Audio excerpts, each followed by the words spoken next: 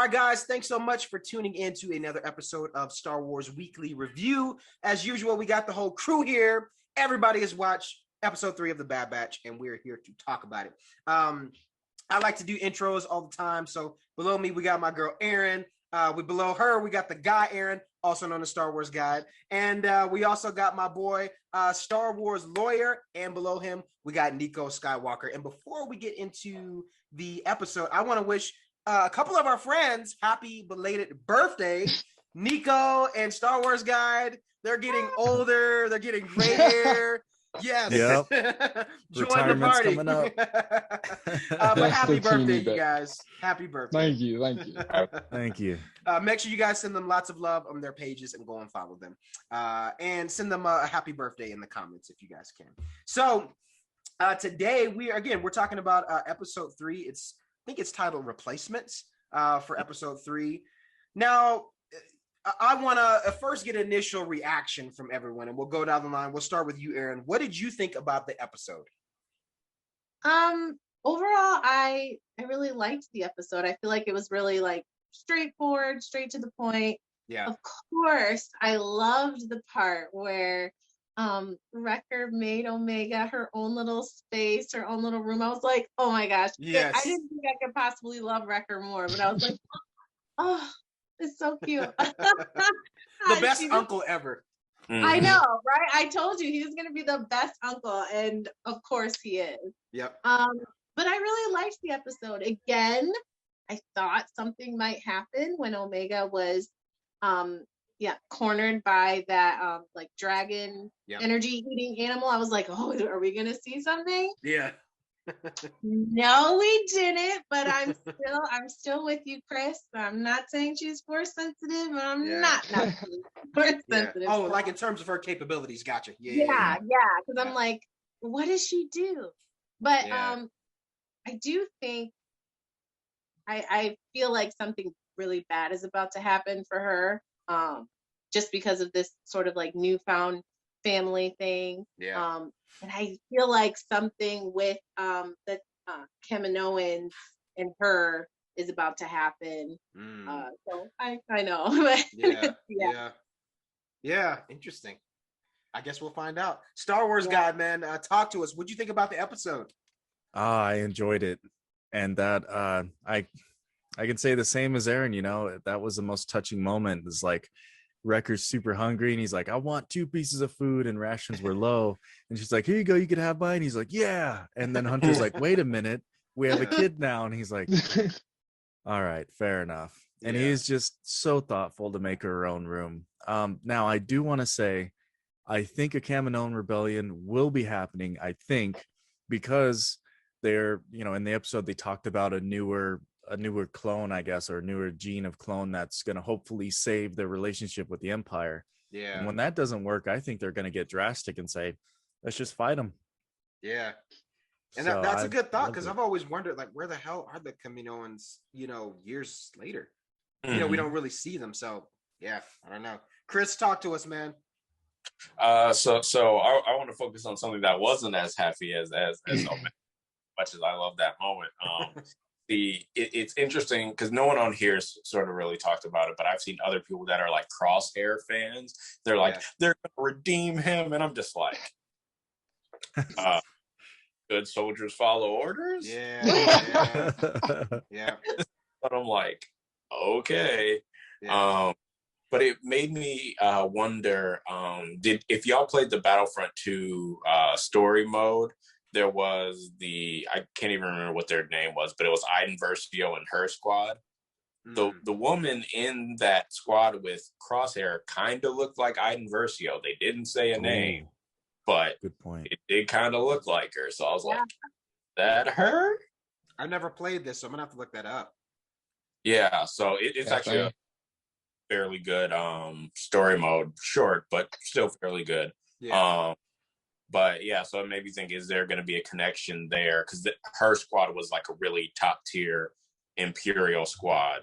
So it makes sense if there was some crossover there. But with what Star Wars Guide was saying about the Kaminoan Rebellion, I think it's more going to be it's going to be a rebellion, or that's how the Empire will spin it. But it's more going to be the admiral after he's done what he needs to do, saying, "Okay, let's wipe them out." And in terms of vested interest, Kaminoans are like, we'd rather not die, thank you. Yeah. Right. Good point. Yeah, that's pretty valid for sure. Yeah, I'm excited to see what happens, man. But I agree. Like, you feel like something, it feels edgy, like we're leading up to something for sure. Yeah. Nico, talk to us, man. What'd you think? The part I enjoyed about this episode the most was probably how it's like starting us off on like 3 separate stories. You have what's going on with the Bad Batch, Crosshair and his kind of team is starting them now, and then the Kaminoans and whatever they're doing. Yeah, I'm very interested in the Kaminoans because they're very smart. They're not stupid. Like, they know that if they're not useful, they're gone. So either make yourself useful or be strong enough to get out of there. And they're like in Canada, like the central part of the Empire right now. All the stormtroopers are there. They're bringing it, or the clone troopers, and they're bringing in the potential stormtroopers, training, Crosshairs training people.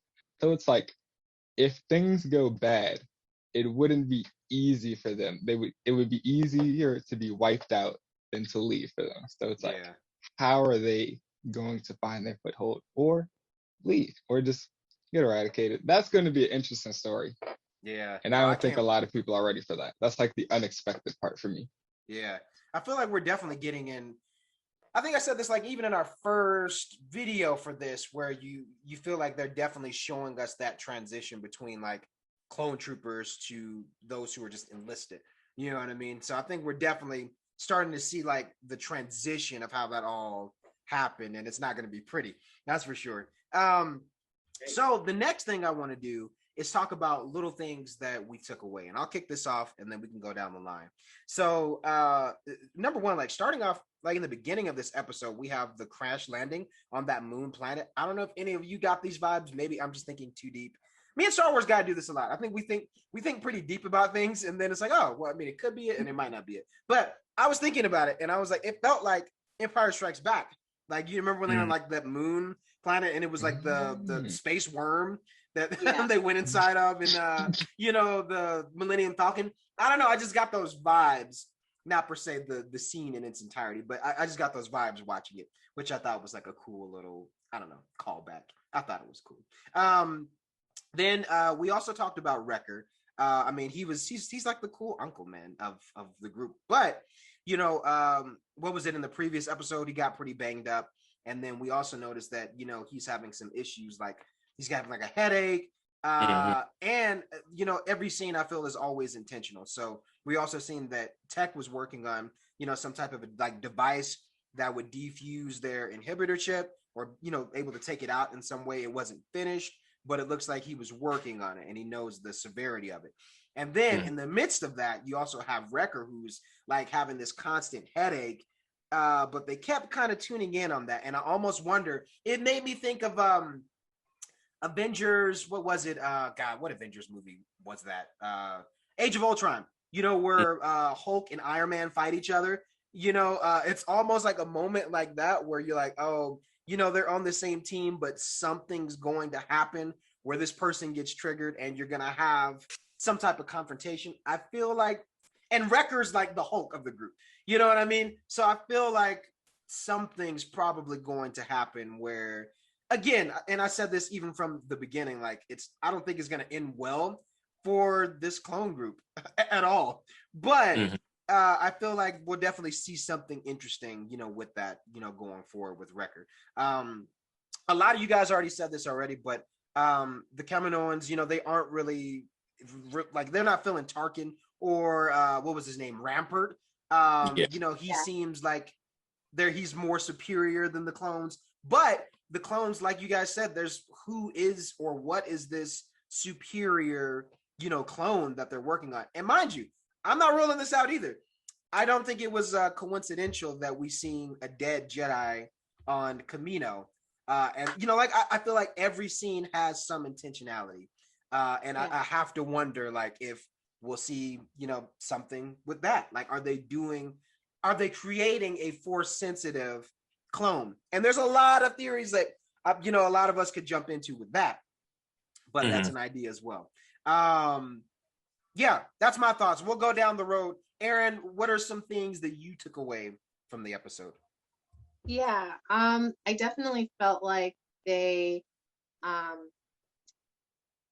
were with Wrecker when he bumped his head and his head was hurting. That was definitely intentional for me too. I felt like they stuck on that moment for a minute, and I thought the exact same thing you did. I was like, oh my gosh, I hope it didn't mess up. Something was with his chin, and something's gonna happen. It definitely feels like something we're about to get to some bad news, and I'm not ready for it. Yeah, but something's gonna happen. Yeah, definitely. I also thought was a good part or interesting part was when Tarkin and Rampart were sent out the conscripted soldiers to Saw Gerrera, and one of the soldiers was like, no, we're not, these are just civilians, we're not gonna murder them. We're supposed to be Saw, that was the mission, and that's it. And Crosshairs was like, good soldiers follow orders, and killed that soldier. Yeah. And I was like, wow, okay. I just thought that was really interesting, because even though they enlisted themselves for the Empire, you think good soldiers follow, you think they would feel the same way, but even they were like, or not all of them, but the one was like, no, we're not going to do that. So I was like, I wonder if this, as Tarkin was watching it, he doesn't think clones are cost effective, but they're following his orders, unlike a soldier who may be more sympathetic or something. I just thought that was a really interesting part. And I liked seeing that again with the transition between like enlisted soldiers, conscripted soldiers, and clones. Like we're seeing this kind of messy thing going on right now, which is interesting. I love it. And even to touch on that too, with that scene, man, I think, I'm sure Guy is probably going to get into this too, but like, I feel like for Crosshair, as I think Star Wars lawyer, you mentioned it earlier too, like some people are like he's going to get redeemed, he's going to go back to the crew. Like after seeing like a scene like that, I'm like, I don't think he really could, like mentally, like if you, like kill innocent people, like I don't think you can just like rest and say, even if you were being mind controlled, you know what I mean? Like think of Bucky Barnes, for instance, like there was something in you that feels like I have to go make amends for the things that I did. And for his character, his inhibitor chip has been intensified. I feel like, there's no way he's going to be like, you know what, once I get it out, I can go back with the boys, be reunited. Like something's probably going to happen where he gets sacrificed or there's some confrontation. But I digress. Guy, I'm going to let you speak on that, man. That scene, when I thought, that the elite squad troopers were going to be clones, that they were just going to, be, I guess, taught differently. But then I saw the regular humans in the armor, and I was like, get the hell out of that armor. No, get the stormtrooper armor. That's where you guys belong. Get out of there. Yeah. That was my initial thoughts on that. But yeah, it was, I don't know. This happens in real life all the time because, in Star Wars, they can reflect upon our own lives and, actual events that happen. So it just, I don't know, sets in stone, I think, his fate. Yeah. Nico, what about you, man? What did you take away from this episode? All right, so for that scene, the crosshair scene, I kind of flashed forward to the sequels when we first see Kylo Ren, and he kind of has his stormtroopers like kill a bunch of innocent people. And when the soldier's like, this isn't what we signed up for, I was like, well, kind of, it really is. And this is really the test to see if people are willing to do this. And it was like, well, to go down the road in the future where they want an army of people to do this, I kind of expected him to get gone with Crosshair there. Man, it's only going to get crazier from this point. Chris, talk to us, man. What'd you take from this episode? So one thing that I thought was interesting was, so in the first episode, Nala Se is always telling Omega to stay close, come on, blah, blah, blah. But she's been gone for 2 episodes at this point, and the Kaminoans haven't said a word about it. Yeah. That's true. They've That's been real quiet. Because I don't think the Empire knew about Omega in any way. In any way. So, did the Kaminoans want her to go with the Bad Batch? Yeah. You bring up an interesting point. Now, even with that, this makes me think too, like, who's to say she doesn't, I wouldn't say she has an inhibitor chip, but maybe she does that's not necessarily programmed for Imperial purposes. What if her inhibitor chip does something entirely different? And all the theories that we've been thinking about, like, yeah, what can she do? What are her capabilities? What if that's activated? And it's like, here's that asset. You know what I mean? That could be a whole interesting, thing in an arc itself. So I don't know. She is interesting though. I'm looking through my book. There's something about the Empire that I wanted to bring up. And obviously when I want to find it, I can't find it. But it, in this book, it talked about the Empire and basically, they have this. If you're signing up in the Empire, and if you're thinking of their philosophy, it is a senseless hunger for power and this iron fist that ultimately leads nowhere. It's just basically to dominate, to destroy, but with no real tangible purpose behind it. It's just for the sake of the destruction itself. It's kind of how it was described. I'm paraphrasing. This is an Empire Strikes Back from a certain point of view, and I thought that was interesting. Particularly looking at some of the folks who were enlisting. Like as we've seen, in this episode, and even before, other stories in Star Wars where you think about folks who are in the Empire, you're like, who would sign up to be in a dictatorship type of organization? Like, who are these people that they hire? Like, why would you want to be in that? But it's interesting getting behind the psyche behind, the Empire and whatnot. So yeah, an interesting episode. It was short at first. I will have to admit, I was like, oh man, this is a filler episode. This is definitely filler.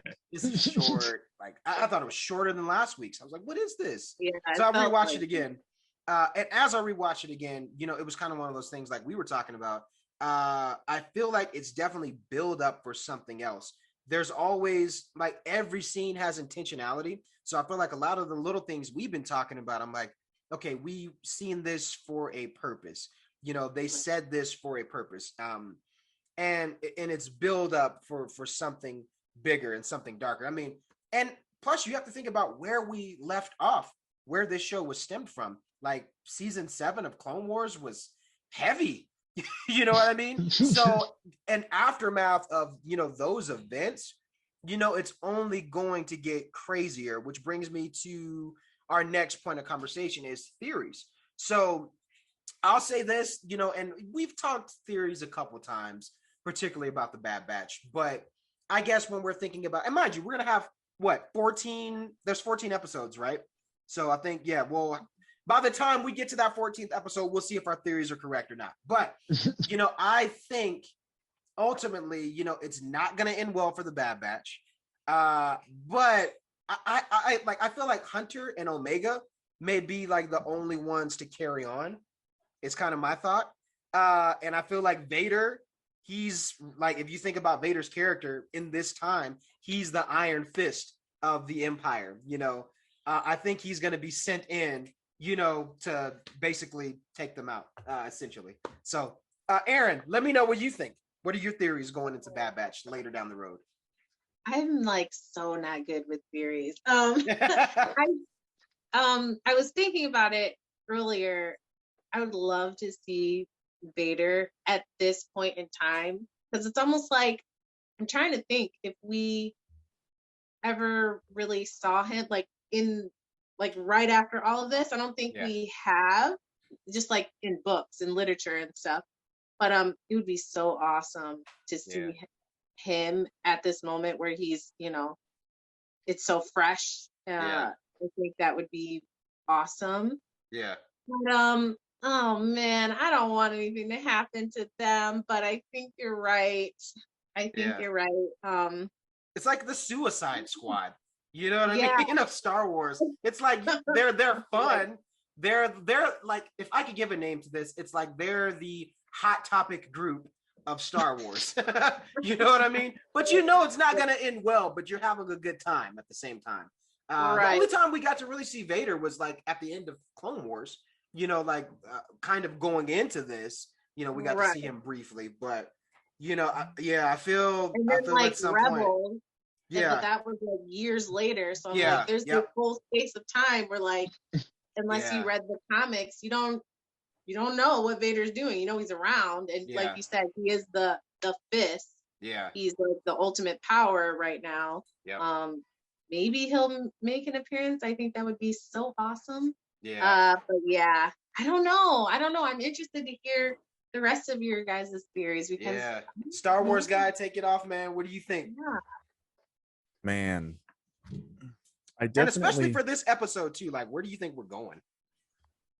I really would like them all to escape. Like, I would love for them to, let's say, run into Vader, but somehow, some way, you know, someone with a very familiar face can help them, you know, escape. And they're kind of like Cutler Quain before they had to pick up and move. They just pick a planet that's very secluded. The Empire stays away, and they just happily, I guess, kind of like happily ever after. But I don't know, for how I think it was the ending of season 6 into season 7 of Clone Wars. Anything can happen. And honestly, I love dark stuff. So I don't want to see them get hurt, but then again, like, I don't mind seeing some dark things happen, if that makes sense. But I don't know. Kind of like Aaron, I'm not very good at theorizing a lot of things, except for some things, like all 5 of us have seen it coming like a mile away. But I don't know. Yeah. It's too early to tell. Like, I mean, I've seen some people predicting, oh, we're gonna see Rex in the 3rd episode. I'm like, really? I don't know, man. I mean, I love the cameos of folks, but I don't, I think it's like the purpose behind it. Like, we know he's coming, but it's like it has to build up to those things. And this episode did a lot of building for a lot of things, but I'm just not sure like exactly where it's going. Nico, what do you think, man? So last week I had no idea where they were going, and we just kind of got interrupted on our way there. Yeah. So now I'm back. So I'm just going to say a 1% theory that I said before Bad Batch happened, just to have it on record. Bad Batch takes the creed. They take the creed. Hey, that would be a callback to Django, wouldn't it? That'd be awesome. That is the 1% theory. But besides that, I really have no idea. I think that they're making it seem like some of them might be a little bit more disposable, like some of them are replaceable by technology. Yeah. So I can see that. I feel like that's like the bait, so it's gonna hurt even more when like someone else dies. I'm just scared. I like Wrecker too much. Yeah. I know. And I was scared when he hit the ground. Yeah, I know, that's scary. That's so scary. Don't say that. I'm sorry. You guys are liars. My theory is everyone lives happily and Omega grows up and they all get a house. Boom. That's my theory. Yeah. Oh, man. What about you, Star Wars lawyer? What do you think, man? So I think either Echo or Wrecker go first. And Wrecker has to either go in like he's holding something up so the rest of them can escape and then he gets shot down, or Crosshair takes out Echo. Because, and I'm more leaning towards Echo because Echo is going to be more of a gut punch for everybody because you had Clone Wars, so we saw that. Then we finally got back in season 7, and now he's in the Bad Batch. So we have that long with Echo, and it's just like Dave Filoni to hit us where it hurts. So